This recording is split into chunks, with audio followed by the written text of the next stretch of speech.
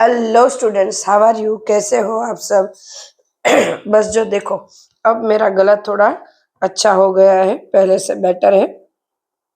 करते हैं आज का topic, competitive electron transfer reaction. क्या है ये?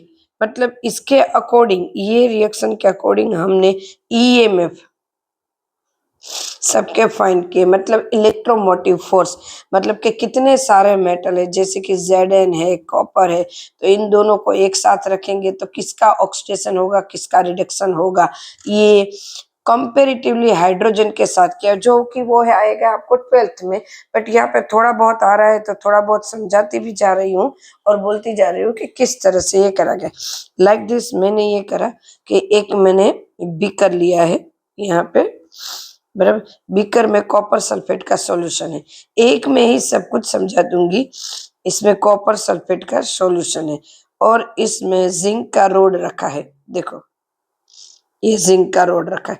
थोड़ी देर बाद आफ्टर सम टाइम्स क्या होगा, तो कि ये जो ब्लू कलर का सॉल्यूशन है ना, कॉपर सल्फेट, ये कलरलेस हो जाएगा। धीरे धीरे धीरे धीरे कम हो जाएगा, कलरलेस। और ये जो रोड है ना, रोड, उसके ऊपर रस्टिंग हो जाएगा, ये ऐसा हो जाएगा। तो ये क्या बता रहा है? और धीरे धीरे तो ये बिल्कुल कलर हो जाएगा, ये रस्टिंग है ज्यादा हो जाएगी। तो कि यहाँ पे रिएक्शन किस तरह से हुई है, किस तरह से ये हुआ, तो कि मैंने यहाँ पे लिया है Zn, बराबर, उसका रोड लिए, साथ में कॉपर सल्फेट का सॉल्यूशन लिए, CuSO4 का सॉल्यूशन। अब इन दोनों के बीच में रिएक्शन होके कॉपर कॉपर सल्फेट में कॉपर +2 SO4 -2 होता है, और Zn तो है ही। तो इन दोनों के बीच में रिएक्शन होके जिंक सल्फेट बन रहा है, ZnSO4 बन रहा है, और कॉपर अलग हो रहा है। तो यहाँ पे ऑक्सीडेशन किसका हो रहा है, तो कि Zn में से Zn+2 बन रहा है। Zn में से क्या बन रहा है, Zn+2, मतलब उसने 2 इलेक्ट्रॉन को रिमूव किए। मतलब इसका क्या हो रहा है, ऑक्सीडेशन। ये 0 है ना, इसका चार्ज 0, और ये क्या हुआ, +2। समझ में? तो इसका ऑक्सीडेशन, और कॉपर +2 है, तो ऊपर का जो होगा यही उनकी नेक्स्ट टाइम ये हम वैलेंसी को पहले फाइंड करना सीखेंगे, पर अभी जो हमने जितना करा है उस हिसाब से हम कर रहे हैं। तो कॉपर +2 है, तो +2 उनका चार्ज है, तो यहाँ से कॉपर बना, कॉपर मतलब ओरिजिनल फॉर्म, तो 0। फिर नेक्स्ट में हम लेंगे ना कि ये ऑक्सीडेशन नंबर किस तरह से फाइंड करेंगे। यहाँ पे इतना बता दिए कि जो माथे का, जो ये ऊपर का चार्ज होता है, वही उनका ऑक्सीडेशन वैल्यू है। तो यहाँ पे जिंक का क्या हुआ, कॉपर, जिंक का क्या हुआ, ऑक्सीडेशन, और इसने 2 इलेक्ट्रॉन लिए, +2 में से 0 बने, मतलब 2 इलेक्ट्रॉन इसने लिए, तो इसका रिडक्शन। उसी तरह अगर उल्टी रिएक्शन करेंगे, जैसे कि कॉपर +ZnSO4, तो ये रिएक्शन नहीं हो रही है, क्योंकि जिंक है, कॉपर है, वो ऑक्सीडेशन जिंक की प्रेजेंस में नहीं कर रहा है।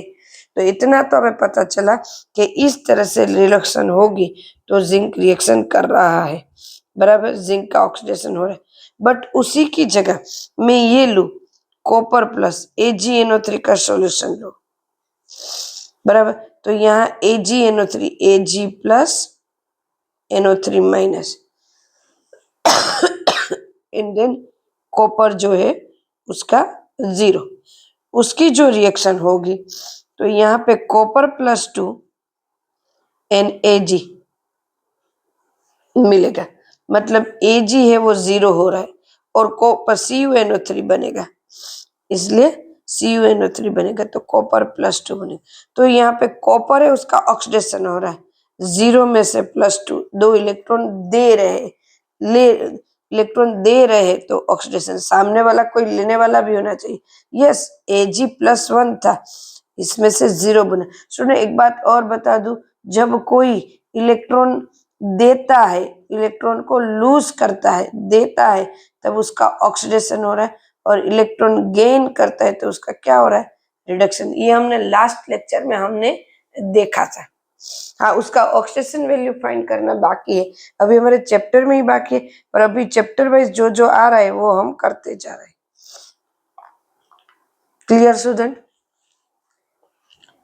नाउ तो इसका क्या हो रहा है, रिडक्शन, क्योंकि ये क्या कर रहा है, गेन कर रहा है। तो यहां से अभी और एक ले लेते हैं, चलो कोबाल्ट की NiCl2, चल उसके साथ निकल के साथ ये करा Na+2 और कोबाल्ट 0, ओरिजिनल फॉर्म में तो वो 0 ही रहेगा। जब रिएक्शन होती है तो कोबाल्ट +2 बनता है एन निकल, ये +2 है, +2 में से ये 0 बन रहा है और ये 0 में से +2, मतलब इसका ऑक्सीडेशन और इसका रिडक्शन। तो कि अब यहाँ पे मुझे पता चल रहा है कि किसका ऑक्सीडेशन हो रहा है, किसका रिडक्शन। तो हमें यहाँ पे पता चला Zn है सबसे पहले, बराबर है, उसके बाद कॉपर आया ना, कॉपर का हुआ है उसके बाद यहाँ पे कोबाल्ट ले लो, है ना, फिर निकल ले लो, फिर Ag। तो मतलब ऐसे धीरे धीरे हमें सबका पता चला। तो इस तरह से हमें पूरी सीरीज मिली कि किसका ऑक्सीडेशन पोटेंशियल कितना है, किसकी ऑक्सीडेशन वैल्यू क्या है। तो इस तरह से पूरी सीरीज को रेडी करने में ये जो हमारा एक छोटा सा एक्सपेरिमेंट था वो बहुत ही काम में आया, और इस वजह से हम पूरे के पूरे EMF, इलेक्ट्रोमोटिव फोर्स, मतलब इलेक्ट्रॉन कहाँ पे जाएगा वो हम यहाँ से फाइंड करें और पूरी की पूरी सीरीज हम इसको देख पाए। तो ये सीरीज तो हमें आएगी 12th में, बट ये हमें यहाँ से पता चला कि इस तरह से हमें पता चला कि कौन ऑक्सीडेशन कर रहा है और कौन रिडक्शन कर रहा है। नेक्स्ट वीडियो में हमारा आएगा oxidation value and reduction value find करने के लिए। ये आपको ये प्रैक्टिकल पूरा का पूरा एक्सपेरिमेंट समझ में आ गया होगा। क्लियर है स्टूडेंट्स? तो नेक्स्ट वीडियो में फिर से मिलते हैं, तब तक के लिए बाय, टेक केयर।